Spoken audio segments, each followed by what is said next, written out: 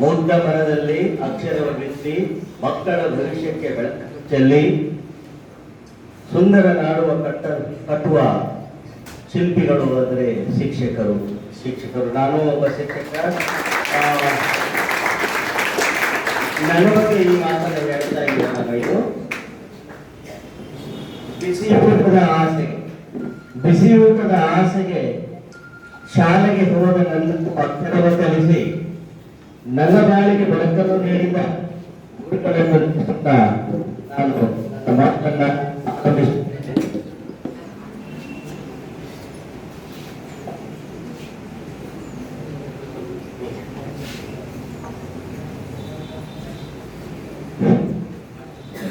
ಮೊಟ್ಟ ಮೊದಲಿಗೆ ವೇದಿಕೆಯ ಮೇಲಿರುವಂತಹ ಪ್ರಭಾವಿ ಪಾಚರದ ಶ್ರೀಮತಿ ಸುನಂದಾದೇವಿ ಮೇಡಮ್ ಅವರೇ,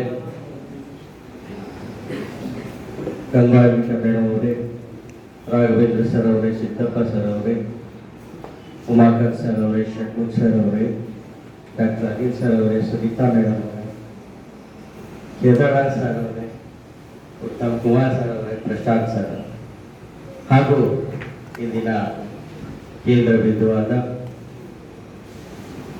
ಕಲ್ಯಾಣ ಕರ್ನಾಟಕ ಪ್ರತಿಷ್ಠಿತ ಸಂಸ್ಥೆಗೆ ಡಿಪ್ಲೊಮಾ ಪ್ರವೇಶವನ್ನು ಗಿಟ್ಟಿಸಿದ ತಮ್ಮೆಲ್ಲರನ್ನ ಅಭಿನಂದಿಸುತ್ತಾ ನಾನು ವಿಷಯಕ್ಕೆ ಬರ್ತೇನೆ.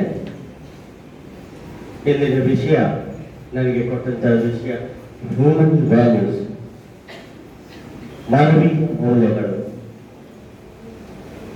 ಧನ್ಯವಾದ. Thank you madam. ಇಂತಹ ಒಂದು ಸುಂದರವಾದ ಒಂದು ವಿಷಯ, ಮಹತ್ವದ ವಿಷಯ, ಅತಿ ಅಗತ್ಯವಿರುವ ವಿಷಯ ನಮ್ಮ ಯುವಜನತೆಗೆ. ನಾನು ವಿಷಯವನ್ನು ಪ್ರಾರಂಭ ಮಾಡುವ ಮುನ್ನ ನಿಮಗೊಂದು ಪ್ರಶ್ನೆ ಕೇಳಬೇಕಷ್ಟೆ. ನೀವು ಏನನ್ನ ಉದ್ದೇಶ ಇಟ್ಕೊಂಡು, ಏನ್ ಗುರಿ ಇಟ್ಕೊಂಡು ನೀವು ಡಿಪ್ಲೊಮಾ ಪ್ರವೇಶ ಮಾಡಿದ್ರಿ? ಈಗಾಗಲೇ ನಿಮ್ಮ ಗುರಿ ನಿರ್ಧಾರ ಆಗಿದೆ. ನೀವು ಡಿಪ್ಲೊಮಾ ಪ್ರವೇಶ ಮಾಡಿದ್ರಿ ಅಂತಂದ್ರೆ ಏನು ಗುರಿ ಇಟ್ಕೊಂಡು ಬಂದಿದೆ ಅನ್ನೋದು ನಿಮ್ಗೆ ಗೊತ್ತಿದೆ ಅಲ್ವಾ? ಈಗ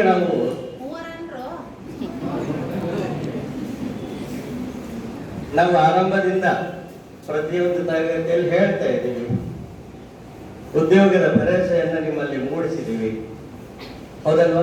ಸಹಜವಾಗಿ ನೀವು ಹೇಳ್ತೀವಿ ಡಿಪ್ಲೊಮಾ ಮುಗಿದ ಮೇಲೆ ನಮಗೊಂದು ಕೆಲಸ ಸಿಗ್ತದೆ ಅನ್ನೋ ಒಂದು ಭರವಸೆ ಇದೆ, ಅದಕ್ಕಾಗಿ ನಾವು ಡಿಪ್ಲೊಮಾ ಪ್ರವೇಶ ಮಾಡಿದ್ದೀವಿ. ಕರೆಕ್ಟಾ?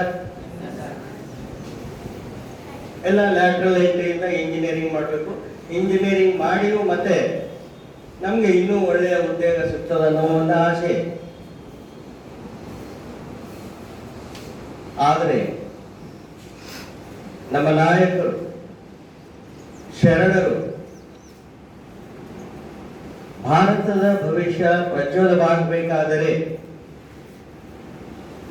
ನಮ್ಮ ಯುವ ಜನತೆ ಯಾವ ದಿಕ್ಕಿನಲ್ಲಿ ಬದುಕನ್ನು ಸಾಗಿಸಬೇಕು ಅನ್ನುವುದನ್ನು ಚಿಂತಿಸಿ ರಾಷ್ಟ್ರಪಿತ ಮಹಾತ್ಮ ಗಾಂಧೀಜಿಯವರು ಶಿಕ್ಷಣದ ಬಗ್ಗೆ ತಮ್ಮ ಅಭಿಪ್ರಾಯವನ್ನ ಚೆನ್ನಾಗಿ ಮಂಡಿಸಿದ್ದಾರೆ. ಅದು ಸರ್ವಕಾಲಿಕ ಸತ್ಯವೂ ಇಂದಿಗೂ ಪ್ರಸ್ತುತವೂ ಆಗಿದೆ.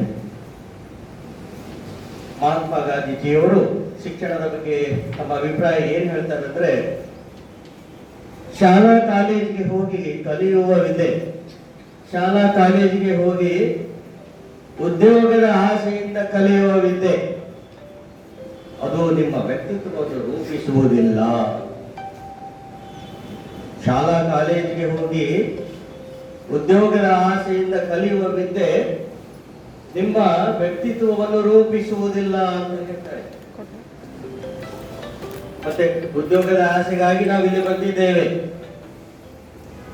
ಆದ್ರೆ ಮಹಾತ್ಮ ಗಾಂಧೀಜಿಯವರು ಹೇಳ್ತಾರೆ ಅದು ನಿಮ್ಮ ವ್ಯಕ್ತಿತ್ವವನ್ನು ರೂಪಿಸುವುದಿಲ್ಲ, ನಿಮ್ಮ ಪರ್ಸನಾಲಿಟಿ ಡೆವಲಪ್ಮೆಂಟ್ ಮಾಡ್ಲಿಕ್ಕೆ ಸಾಧ್ಯ ಇಲ್ಲ ಅಂತ ಹೇಳ್ತಾರೆ. ಏನ್ ಮಾಡಬೇಕು? ಅನುಭವ ಮತ್ತು ಪರಿಶ್ರಮದೊಂದಿಗೆ ನಾವು ನಮ್ಮ ವ್ಯಕ್ತಿತ್ವವನ್ನು ರೂಪಿಸಿಕೊಳ್ಳಬೇಕು.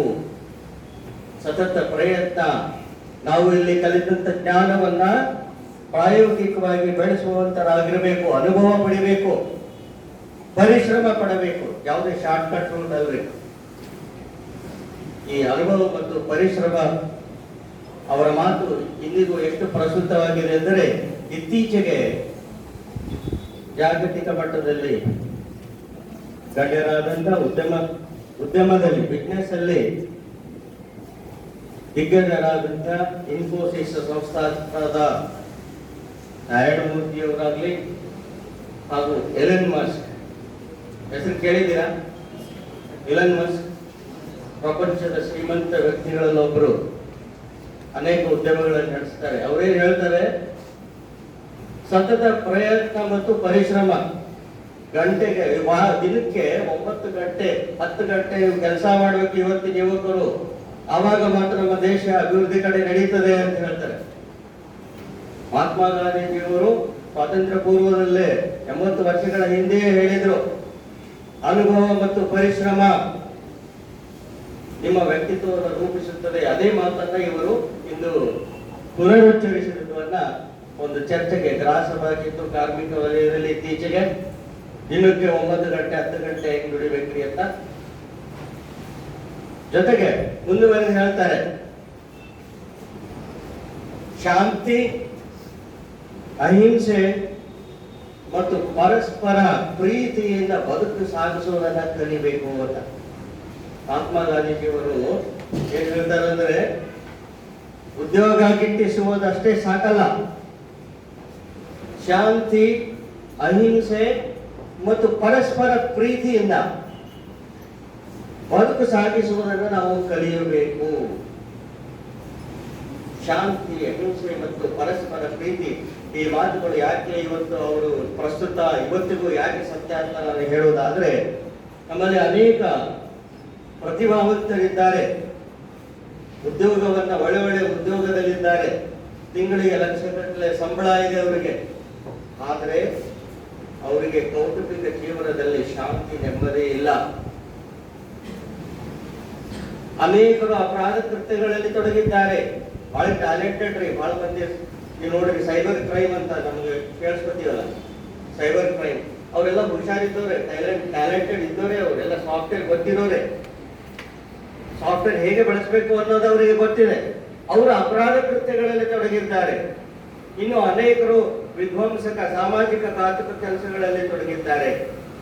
ಅನೇಕರು ಕೆಟ್ಟ ವ್ಯಸನಗಳಿಗೆ ಬಲಿಯಾಗಿ ತಮ್ಮ ಜೀವನವನ್ನು ಹಾಳು ಮಾಡಿಕೊಂಡಿದ್ದಾರೆ, ಆರೋಗ್ಯವನ್ನು ಹಾಳು ಮಾಡಿಕೊಂಡಿದ್ದಾರೆ. ಒಳ್ಳೆಯ ಉದ್ಯೋಗ ಇದೆ,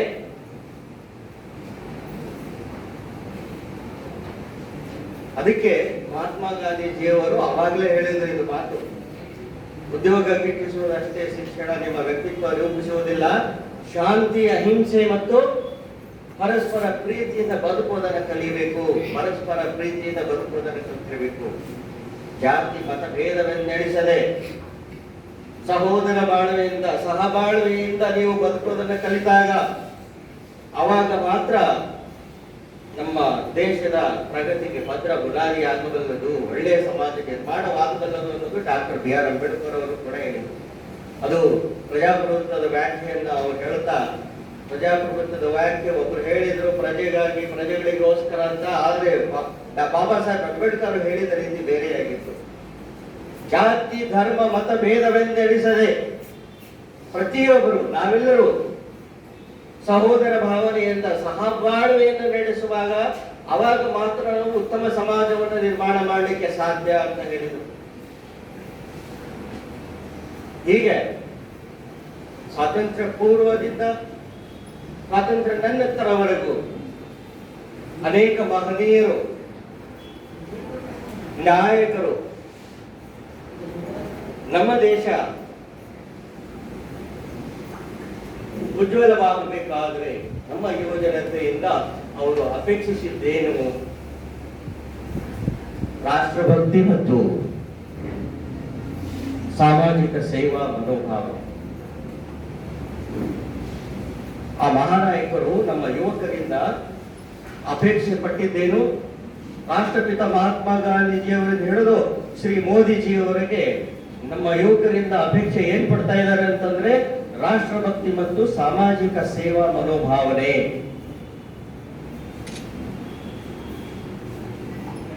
ರಾಷ್ಟ್ರಭಕ್ತಿ, ದೇಶಾಭಿಮಾನ ಅಂದಾಗ ನನಗೆ ಶ್ರೀ ಸುಭಾಷ್ ಚಂದ್ರ ಬೋಸ್ ಅವರ ಮಾತು ನೆನಪು ಬರ್ತದೆ.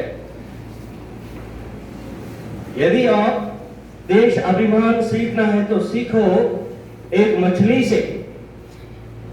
यदि आप देश अभिमान सीखना है तो सीखो एक मछली से, जो मछली तड़प तड़प कर ज्ञान देती है अपने स्वदेश के लिए. ಮೀನು ನೀರಿನ ಹೊರಗೆ ಬಂದಾಗ ಅದು ನೀರಿಗಾಗಿ ಹೇಗೆ ಚಡಪಡಿಸಿ ಒದ್ದಾಡುತ್ತದೋ ಆ ರೀತಿ ದೇಶಕ್ಕಾಗಿ ನಾವು ತವಕ ಪಡಬೇಕು ಅನ್ನುವುದು ಶ್ರೀ ಸುಭಾಷ್ ಚಂದ್ರ ಬೋಸ್ ಅವರು ರಾಷ್ಟ್ರಭಕ್ತಿಯ ಬಗ್ಗೆ ಈ ಮಾತುಗಳು ಆಡಿರುವುದು ಈಗ ನನಗೆ ನೆನಪಿಗೆ ಬರುತ್ತದೆ.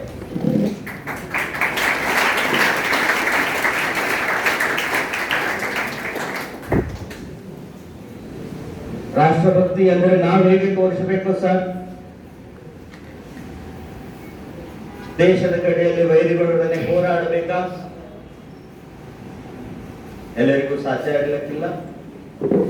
ನಮ್ಮ ದೇಶ ಸುಸಜ್ಜಿತವಾದ ತರಬೇತಿ ಪಡೆದಂತ ಸೈನ್ಯ ನಮ್ಮ ದೇಶವಿದೆ.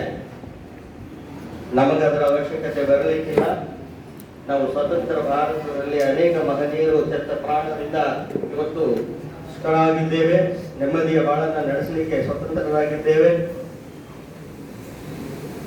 ಆದರೆ ರಾಷ್ಟ್ರಭಕ್ತಿಯನ್ನು ನಾವು ವಿವಿಧ ರೀತಿಯಲ್ಲಿ ವ್ಯಕ್ತಪಡಿಸಬಹುದು. ಮಾಡುವ ಒಂದು ಸಣ್ಣ ಸಣ್ಣ ಸಾಮಾಜಿಕ ಸೇವೆಗಳಿಂದ ನಾವು ರಾಷ್ಟ್ರಭಕ್ತಿಯನ್ನು ವ್ಯಕ್ತಪಡಿಸಬಹುದು. ಪರಿಸರ ಸಂರಕ್ಷಣೆ, ಪರಿಸರವನ್ನು ಕಾಪಾಡುವುದು, ಸ್ವಚ್ಛತೆಯನ್ನು ಕಾಪಾಡುವುದು, ಬಡವರಿಗೆ ಸಹಾಯ ಮಾಡುವುದು, ಸಹಕಾರ ನೀಡುವುದು, ಹೀಗೆ ಸಣ್ಣ ಸಣ್ಣ ಕೆಲಸಗಳಲ್ಲಿ ಕೂಡ ನಾವು ರಾಷ್ಟ್ರಭಕ್ತಿಯನ್ನ ವ್ಯಕ್ತಪಡಿಸಬಹುದು. ಸೊ ರಾಷ್ಟ್ರಭಕ್ತಿಯನ್ನು ನಾವು ಮೈಗೂಡಿಸಿಕೊಳ್ಳಬೇಕು. ಮೊದಲನೇ ಒಂದು ಮೌಲ್ಯವನ್ನು ನಾನು ನಮ್ಮಲ್ಲಿ ಹೇಳಲಿಕ್ಕೆ ಇಷ್ಟಪಡ್ತೇನೆ. ಇನ್ನೊಂದು ಅಪೇಕ್ಷೆ ನಮ್ಮ ನಾಯಕರಿಂದ ಏನು ಅಂತಂದ್ರೆ ಸಾಮಾಜಿಕ ಸೇವಾ ಮನೋಭಾವನೆ. ಸಾಮಾಜಿಕ ಸೇವಾ ಮನೋಭಾವನೆ ಇಲ್ಲಿ ಒಬ್ಬ ಲೇಖಕರು ಬಹಳ ಸುಂದರವಾಗಿ ಮಾನವರ ಸೌಂದರ್ಯವನ್ನ, ಮನುಷ್ಯರ ಸೌಂದರ್ಯವ ರೀತಿಯಲ್ಲಿ ವಿವರಣೆ ಕೊಟ್ಟಿದ್ದಾರೆ. ನಮ್ಮಲ್ಲಿ ಎರಡು ರೀತಿಯ ಸೌಂದರ್ಯಗಳು ಇದೆ. ನಮ್ಮ ವ್ಯಕ್ತಿತ್ವವನ್ನು ನಾವು ನಮ್ಮ ಮಾನವೀಯ ಮೌಲ್ಯಗಳನ್ನ ಮೈಗೂಡಿಸಿಕೊಂಡವರಲ್ಲಿ ಒಂದು ವಿಶಿಷ್ಟವಾದ ಸೌಂದರ್ಯವನ್ನ ಕಾಣ್ತೇವೆ ಅಂತ ಹೇಳಿ ಒಬ್ಬ ಲೇಖಕರು ಹೇಳ್ತಾರೆ. ಒಂದು ಆಂತರಿಕ ಸೌಂದರ್ಯ, ಇನ್ನೊಂದು ಬಾಹ್ಯ ಸೌಂದರ್ಯ, ಶಾರೀರಿಕ ಸೌಂದರ್ಯ. ಇನ್ನು ಶಾರೀರಿಕ ಸೌಂದರ್ಯಕ್ಕೆ ನಾವು ಉದಾಹರಣೆ ಹೇಳಬಹುದಾದ್ರೆ, ನೀವೆಲ್ಲ ಹೆಸರು ಕೇಳಿದ್ರಿ, ಐಶ್ವರ್ಯ ರಾಯ್. ಹೌದು, ಐಶ್ವರ್ಯ ರಾಯ್ ವಿಶ್ವ ಸುಂದರಿ, ಅವರು ಪ್ರತಿಭೆ ಕೂಡ ಇದ್ದಾರೆ. ಇದು ಬಾಹ್ಯ ಸೌಂದರ್ಯ. ಇದು ಶಾರೀರಿಕ ಸೌಂದರ್ಯಕ್ಕಾಗಿ ಅವರನ್ನು ನಾವು ನೆನೆಸಿಕೊಳ್ತೇವೆ.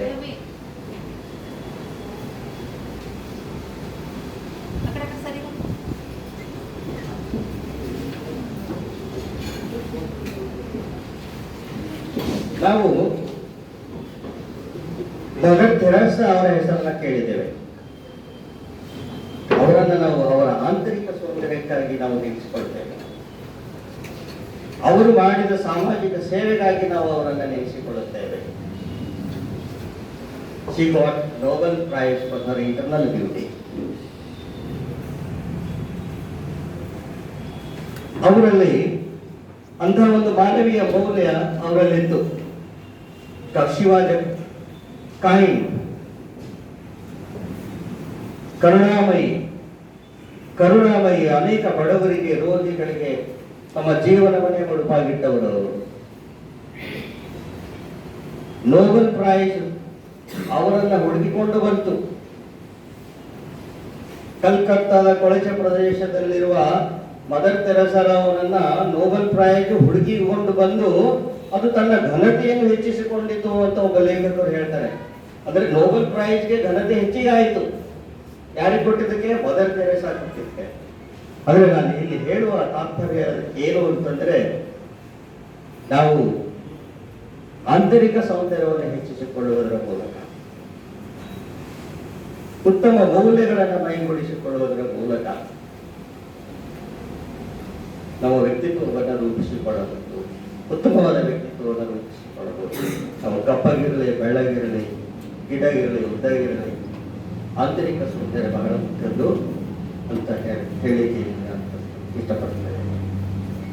ಹೀಗೆ ಮಾತನಾಡುವಾಗ ಆಂತರಿಕ ಮೌಲ್ಯಗಳು, ಮಾನವೀಯ ಮೌಲ್ಯಗಳ ಬಗ್ಗೆ ಮಾತನಾಡುವಾಗ ಡಾಕ್ಟರ್ ಕೆ ಪುತ್ತೂರಾಯ್ ಅವರಿಗೆ ಪ್ರೇಕ್ಷಕರಿಂದ ಒಬ್ಬರಿಂದ ಹೇಳ್ತಾರೆ, ಸರ್ ಇಲ್ಲಿಯವರೆಗೆ ಮಾತಾಡ್ತಾ ಇದ್ರಿ, ಸ್ವಲ್ಪ ಸರಳವಾಗಿ ಹೇಳ್ರಿ, ಏನು ಈ ಮನುಷ್ಯತ್ವ, ಮೃಗತ್ವ ಮತ್ತು ದೈವತ್ವ ಇವುಗಳ ವ್ಯತ್ಯಾಸ ಏನು, ಸ್ವಲ್ಪ ಸರಳವಾಗಿ ಹೇಳ್ರಿ ಅಂತಕ್ಕಂಥ ಪ್ರೇಕ್ಷಕರು. ಅವರ ಪ್ರಶ್ನೆಗೆ ಉತ್ತರಿಸುತ್ತಾ ಅವ್ರು ಹೇಳ್ತಾರೆ, ನನ್ನದು ನನ್ನದೇ, ನಿನ್ನದು ನಿನ್ನದೇ, ಇದು ಮನುಷ್ಯತ್ವ.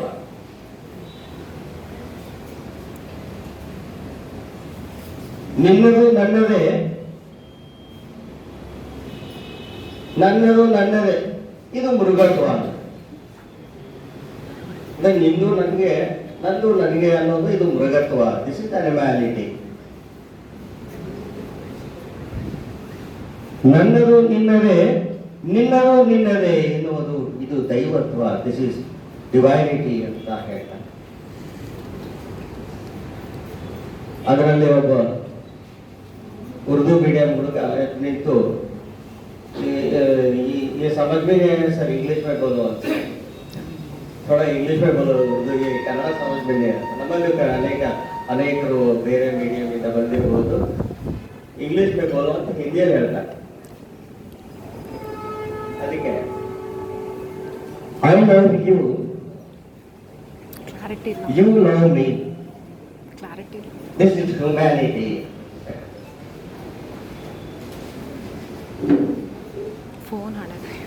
I love me, ನೋಡಿ, ನಾನು ನನ್ನನ್ನು ಪ್ರೀತಿಸಿಕೊಳ್ಳುತ್ತೇನೆ. and you too love me, ನೀನು ನನ್ನನ್ನೇ ಪ್ರೀತಿಸು ಅನ್ನುವುದು this is animality, this is ಮೃಗತ್ವ ಅಂತ ಹೇಳಿ. I love you even if you don't love me. ನೀನು ಪ್ರೀತಿಸದೇ ಇದ್ದಾಗಲೂ ನಾನು ನಿನ್ನನ್ನು ಪ್ರೀತಿಸುತ್ತೇನೆ ಅನ್ನುವುದು ದಿಸ್ ಇಸ್ ಡಿವೈನಿಟಿ ಹೇಳ್ತಾರೆ. ಹೀಗೆ ಮನುಷ್ಯತ್ವ, ಮೃಗತ್ವ ಮತ್ತು ದೈವತ್ವದ ಬಗ್ಗೆ ಡಾಕ್ಟರ್ ಕೆ ಪುತ್ತೂರಾಯ್ ಅವರು ಅತ್ಯಂತ ಸರಳವಾಗಿ ಅದನ್ನು ತಿಳಿಸಿದ್ದಾರೆ.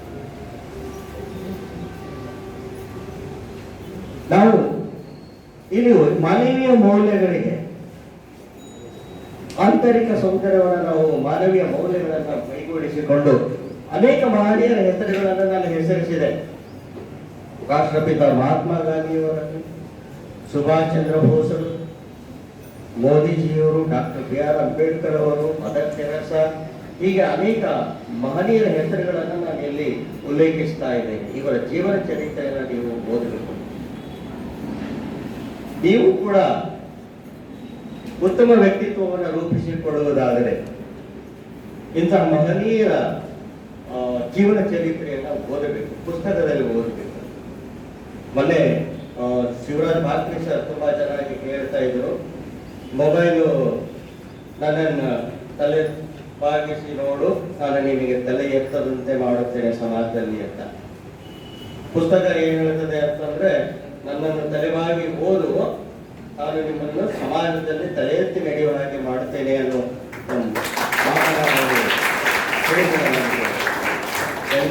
ಇನ್ನೊಂದು ಮಾತು ಶಿವರಾಜ್ ಭಾಕ್ರೆ ಸರ್ ಹೇಳಿದರು, ನಾನು ಕೋಟಿಗಟ್ಟಲೆ ದುಡ್ಡು ಗಳಿಸಿದೆ, ಹೊರಗಡೆ ಪ್ರೈವೇಟ್ ಇರಲಿ, ಇಂಡಸ್ಟ್ರಿಯಲ್ಲಿ ಕೆಲಸ ಮಾಡಿ, ನಾನು ಇಲ್ಲಿಗೆ I want to give back to the society, ಅದಕ್ಕಾಗಿ ಶಿಕ್ಷಕ ವೃತ್ತಿಗೆ ಬಂದು ಮತ್ತೆ ಸೇರಿದ್ದೇನೆ. ಅದು ನನಗೆ ಆ ಮಾತು ನನಗೆ ತುಂಬಾ ಇಷ್ಟವಾಯಿತು. Give back to the society, ಸಾಮಾಜಿಕ ಸೇವಾ ಮನೋಭಾವನೆಯಿಂದ ಶಿಕ್ಷಾ ವೃತ್ತಿಗೆ ಬಂದಿದ್ದೇನೆ ಅನ್ನುವ ಮಾತು ನನಗೆ ತುಂಬಾ ಇಷ್ಟ ಆಯಿತು. ಯಾಕಂದ್ರೆ ನಮಗೆ ಬೇಕಾಗಿರುವುದು ನೋಡಿ, ಉದ್ಯೋಗ ಹೊಟ್ಟೆಪಾಡಿಗಾಗಿ ನಾವು ಕೆಲಸ ಮಾಡ್ತೇವೆ, ಪ್ರಾಣಿಗಳು ಹೊಟ್ಟೆಪಾಡಿಗಾಗಿ ಅವು ಬಡ್ದಾಡ್ತವೆ, ಅವು ಮಕ್ಕಳು ಮರಿಗಳು ಹಾಕ್ತವೆ, ತಮ್ಮ ಮಕ್ಕಳನ್ನು ಅವರು ನೋಡ್ಕೊಳ್ತವೆ ಪ್ರಾಣಿಗಳು. ಆದರೆ ನಮಗೆ ವಿಶಿಷ್ಟವಾದ ಒಂದು ಗುಣ ಇರಬೇಕು, ನಮಗೆ ಮಾನವೀಯ ಮೌಲ್ಯಗಳು ಇರಬೇಕು, ಸಾಮಾಜಿಕ ಸೇವಾ ಮನೋಭಾವನೆ ಇರಬೇಕು. ಈ ಮೌಲ್ಯಗಳನ್ನು ನಾವು ಮೈಗೂಡಿಸಿಕೊಂಡಾಗ ಉತ್ತಮವಾದ ಒಂದು ವ್ಯಕ್ತಿತ್ವ ನಮ್ಮದಾಗುತ್ತದೆ ಅಂತ ಹೇಳ್ತಾ, ಈ ಮಾನವೀಯ ಮೌಲ್ಯಗಳ ಒಂದು ವ್ಯಾಖ್ಯಾನವನ್ನ ನಾವು ಪರದೆಯಲ್ಲಿ ಹಾಕಿದ್ದೇವೆ. ಅದನ್ನು ನಮ್ಮ ಮಿತ್ರರು ಮುಂದುವರಿಸಬೇಕಾಗಿ ಕೇಳಿಕೊಂಡು ಸಿದ್ಧತಾ